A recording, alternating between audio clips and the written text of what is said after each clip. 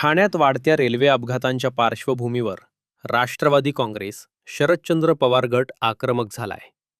गर्दीच्या वेळेत धीम्या लोकलची संख्या न वाढवल्याने प्रवाशांची प्रचंड गर्दी होत असून त्यातून दुर्दैवी अपघात घडत असल्याचा आरोप करण्यात आलाय.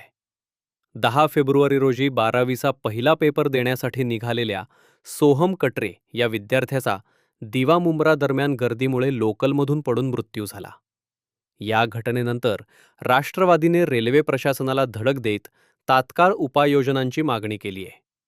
धीम्या लोकलच्या फेऱ्या वाढवाव्यात, एसी लोकल कमी करून साध्या लोकल वाढवाव्यात, परीक्षार्थ्यांसाठी एक डबा राखीव ठेवावा, तसेच दिवा आणि मुंब्रा येथे अतिरिक्त सुविधा सुरू कराव्यात, अशा मागण्या करण्यात आल्या आहेत.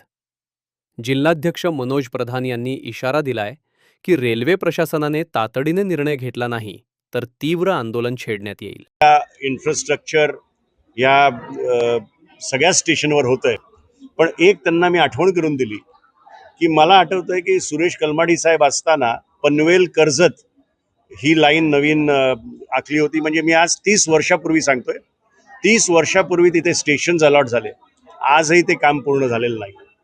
त्यांचं असं म्हणणं होतं की ती जरी लाईन चालू झाली तर थोडासा ताण या ठाणे शहराचा कमी होईल. तर आपल्या माध्यमातून सरकारला जागं करायचा एक प्रयत्न आहे की ती मार्गिका जी आहे पनवेल कर्जत ती चालू करा, अन्यथा काहीतरी मोठा अपघात या ठिकाणी होईल. मुंब्राचं जर परिस्थिती अशी आहे की सगळीकडची लोक ही मुंब्र्यालाच येतात ट्रेन पकडायला, आणि तुर्ब्यापासून म्हणा किंवा कुठनंही शीळफाट्यापासून. त्यामुळे मुंब्रा स्टेशनलाही तिकडनं ट्रेन सोडायची काय सुविधा करता येईल ते बघा.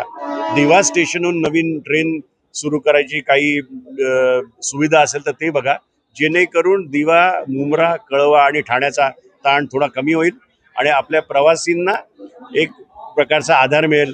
हे सांगायसाठी आम्ही आज या ठिकाणी आलो.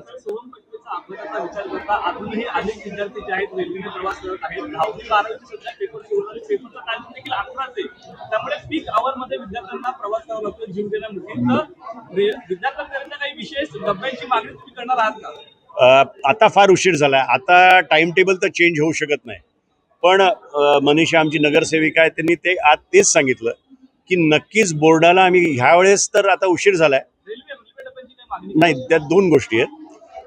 सर्वात प्रथम म्हणजे तर आम्ही एकतर युनिव्हर्सिटीलाच कळवू की पुढच्या वेळेस जेव्हा तुम्ही असं बोर्डाची परीक्षा असेल तर टाइम जरा डिफर करा.